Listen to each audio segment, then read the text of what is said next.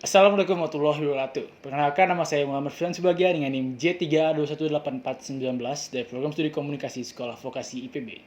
Kali ini saya akan membahas tentang editing audiovisual. Kalian semua pasti pernah nonton film kan? Seperti film yang ini atau yang ini. Nah, kalian tapi tahu nggak sih apa itu editing? Nah, editing itu adalah proses pemilihan atau menyunting gambar dengan cara memotong dan menghubungkan gambar ke gambar dengan menyisipkan sebuah transisi. Nah, sekarang mungkin kalian udah kebayang kan bagaimana kerjanya, proses cara kerja editing itu. Tapi kalian tahu nggak sih sejarah editing itu? Sejarah editing dimulai pada tanggal 28 Desember 1895. Itu adalah hari pertama di mana orang-orang menonton film di sebuah ruangan yang mana filmnya diproyeksikan ke sebuah layar. Dan itu semua bermula dari dua orang bersaudara, yaitu Louis Lumière dan Auguste Lumière, atau yang bisa dikenal sebagai Lumière bersaudara.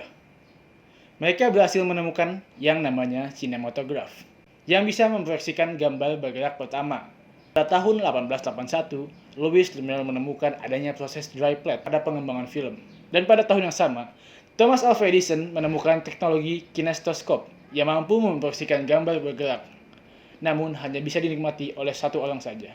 Kemudian dari situlah Lumière bersaudara mulai berpikir untuk mengembangkan teknologi temuan Alva Edison tersebut.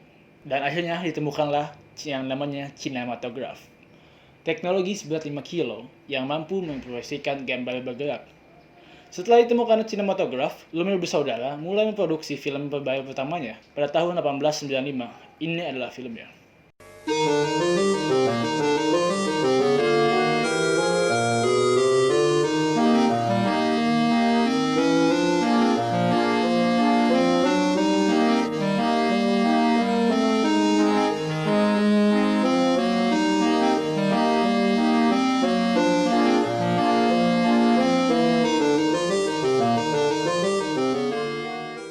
Selanjutnya ada Méliès. Siapa sih Méliès?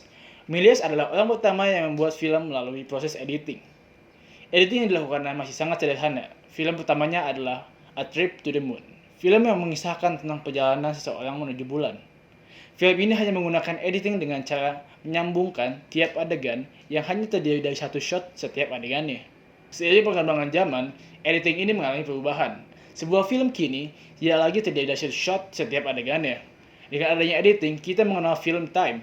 Film editing dapat melakukan manipulasi waktu dalam film, sehingga waktu yang diciptakan bisa menjadi lebih singkat atau bahkan lebih lama. Seperti contohnya, kejadian kisah hidup dalam 10 tahun bisa diceritakan hanya dalam 1 jam.